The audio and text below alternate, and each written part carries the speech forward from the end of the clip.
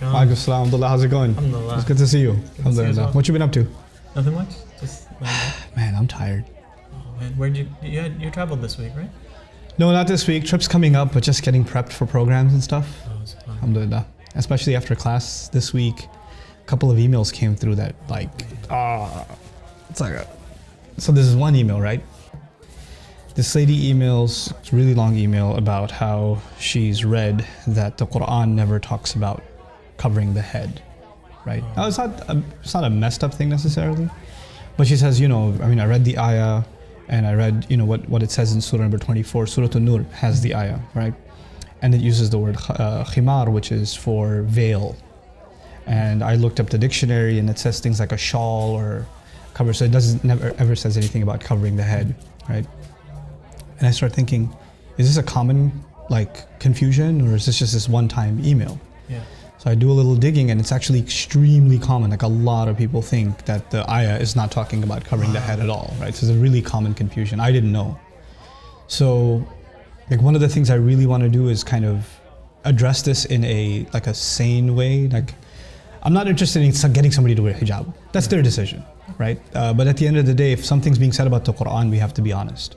And what is it saying? And there are people who would like it to mean something it doesn't mean, and then there are people who are genuinely, they just don't know any better and they're confused about the subject. And I'd like to assume that anybody who has this confusion, they just don't know any better, or whatever they read convinced them of this. I don't like to think that they're they mean evil, or they're trying to Have an agenda. Have an agenda, or a misguided opinion or whatever. So the cool thing about Arabic, right, is that for covering the head, just covering the head, there's 9 different words. Wow. And one of them is khimar, right? So you have, miqna'a and mighfar, and there's all these bunch of words. And that depends on if it covers the head, and if it's up to here, if it's up to here, if it's up to here, depending on the length, each has its own kind of meaning. And in Old Arabic, the word khimar, which is used in the Quran. Now, you and I know commonly we use the word hijab. Yeah. Hijab is actually not a word for head cover. It's actually a word for barrier. Like, a wall could be a hijab. A curtain could be a hijab. Okay, so it just kind of got coined as hijab, but that's not the word in the Quran, nor the Arabs ever used it like that. Okay, so the word is khimar. And the cool thing about it is the word itself includes the meaning of covering the head. Like the head and then some. And it's used before Islam. The men used to have khimar too. One of the names for their turban, if it was extra long and it went down to almost middle of the belly, the men used to call it khimar too. And then it's so cool. The women had different fashions or whatever. And one of the things the women before Islam used to do is they used to have this bandana type thing that they would tie in the back with their ponytails, and it would go to the middle of their back. So they wouldn't drape it in front, they throw it behind them. That was also called a khimar. Now the Quran says they should take their khimar and throw it in front of them, before their chests. In other words, the only difference is keep the khimar, but just use it. The head cover is already included in the meaning, just use it to cover the front also, right? And it should be a certain length. That's the meaning. And somebody argues no, but the word khimar, it just means shawl, it doesn't mean head cover, whatever. It's really cool. Are you familiar with the word khamr? You know what that means? Is that alcohol? Alcohol, Yeah. wine. You know why it's called khamr? No. Because it messes with your head.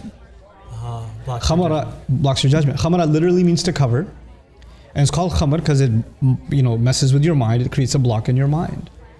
It's almost as though your head is covered up with something when you take khamr.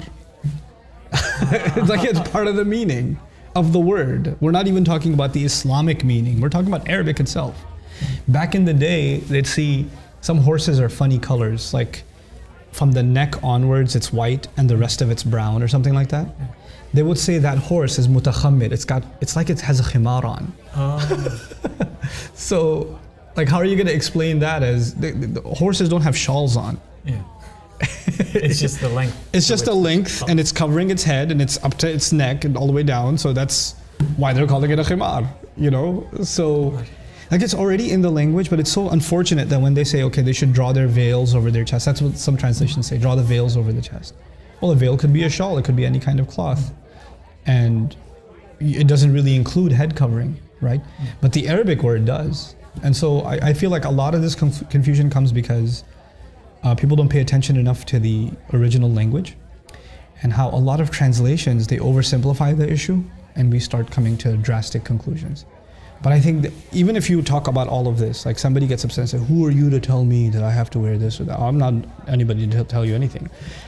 But what I'd like to, at least for people to know, is, okay, here's what the word is in the Quran and here's what it means and here's how we can understand it. If you think there's better evidence, if you think there's another meaning in Arabic, then maybe you should tell me about it. So, I don't know, maybe I should do a talk about that someday. Yeah. I'll see you next time, inshallah. Okay, Take care. Assalamu alaikum.